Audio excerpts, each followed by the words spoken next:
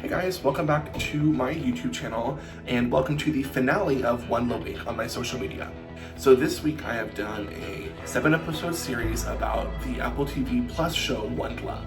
This week is going to be the finale and I am going to talk about the source material, the themes, and the design in this TV show and give my final thoughts. So let's get into some of my general notes and some of my questions. My first note is that in the book series, most people in WondLa, most of the aliens, don't know about humans. And humanity is kind of a lost civilization that they don't know what they look like, they don't know what they sound like, they only know like certain parts of their culture that they have in the Royal Museum. And in this show, it seems like the Urbanians know a lot more about humans than they did in the book. One of the big misses in this series to me is that in the book, Eva got a mark from the soothsayer Arius that is two perfect circles concentric to one another. And in the next book, it has dots that ring around it. Eva didn't get this mark in the show. It was a little odd to me. That mark is clearly very important to me. I got it tattooed.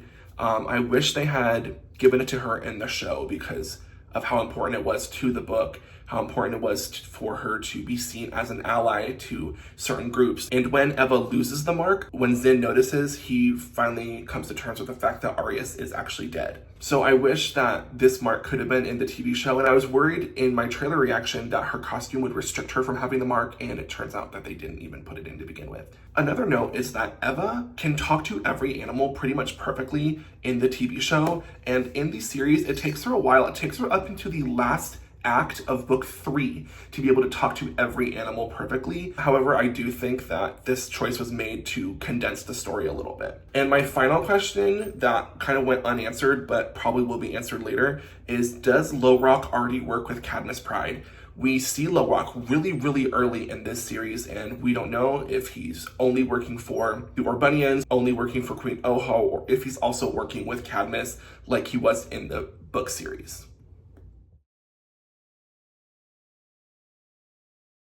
So I'd like to talk more about themes in WondLa, and the most prominent theme that we see is the theme of chosen family. Hey guys, turns out I was not recording when I was talking about the found family theme in the WondLa show, so I'm going to fill in that gap right now. The first thread in the chosen family theme that we see in the show WondLa is how Mother goes from just a robot to giving her life for Eva. In the first episode, Eva asks Mother, are we a family? And Mother says, no, I am just a robot. And then near to the middle of the story, Eva says, you're not even my real mother, you're just a robot. And then after they separate, they both realize that they do really care for one another. And then by the end, Mother is ready to give up her life for her daughter, Eva.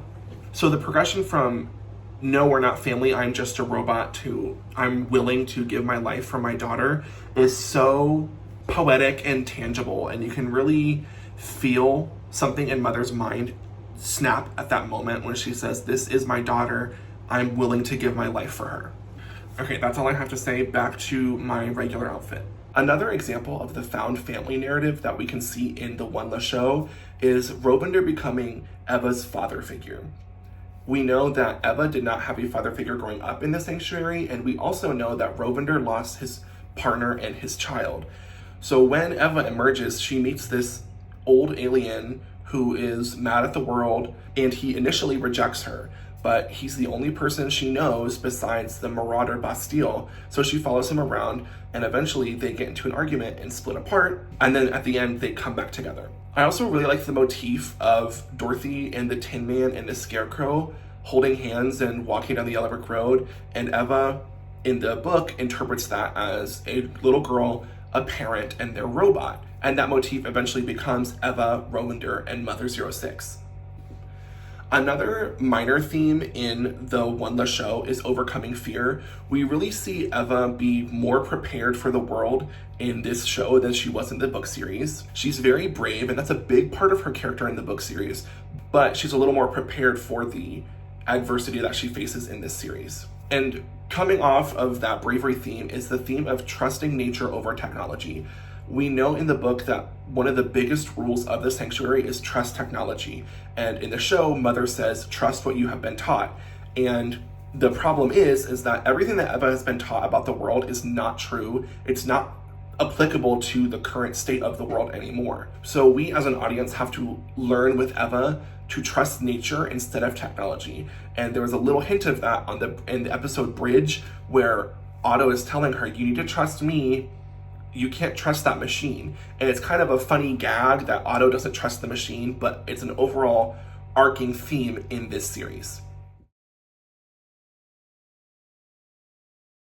So now we're done talking about themes, and I'd like to move on to talking about the design of this show. My first note is the design of Urbana's flora and fauna is beautiful and captivating.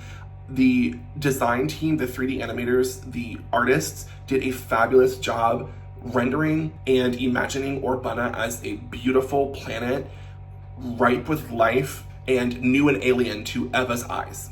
Some of the big examples I have were the hippo plant or the weeping bird catcher. The mother sniper design was beautiful. I talked about that in my episode 7 review.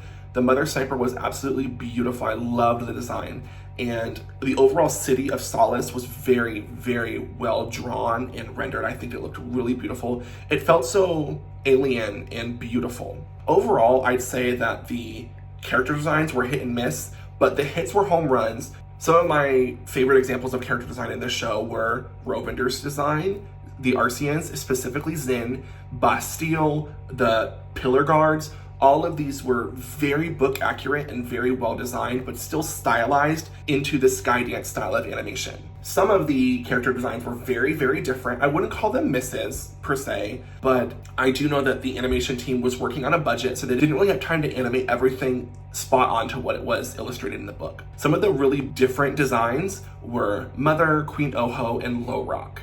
And my final note for design, my A+ is to Join Ya, the soundtrack artist for this project. She was a great choice. All her music was perfect for this show. It was suspenseful in the right places. It was heartfelt. It was so well crafted for this series. I honestly hope that they release this soundtrack on CD because I already have it on Apple Music, but I want to get it on CD to have a physical copy because it's that amazing. So let's move on to my final thoughts on the TV show WondLa. I thought it was very, very enjoyable. I've seen it twice, once for enjoyment and once to do my review, and I enjoyed it a lot both times. Despite the deviations from the source material, I still found myself thinking, well, my nephew, who's 10, who hasn't read the book, he would love this show. And it's ultimately made for kids. It's not made for 25-year-old men with a YouTube channel. If I hadn't read the original source material, I still would have enjoyed this show. If I had come across it somehow, I would have really enjoyed this. The themes, specifically the found family theme, as a queer person, that means a lot to me. And I thought it was very well executed. The music was very well crafted and a masterclass in how to score a TV show. The voice acting was also phenomenal. Janine Mason as Eva 9, Terry Hatcher as Mother, my personal standout for this show, Gary Anthony Williams as Rovinder, and Chike Ekwanko as Bastille. All incredible choices for their respective characters, but Terry Hatcher as Mother was the ultimate standout actor for me. All in all, clearly you know I love this series. I love the trilogy of books. I loved the Apple TV show. Obviously, I've made 9 videos about it so far. So all in all, I would say go watch it, go enjoy it. Let me know what you think in the comments down below. Definitely read the books because I'm always trying to get people to subscribe to the religion of WondLa. So thank you so much for watching my WondLa Week series of reviews. Make sure you tune in next week when I turn into JoJo Siwa with my sister Rhea. Thanks for watching and peace, y'all.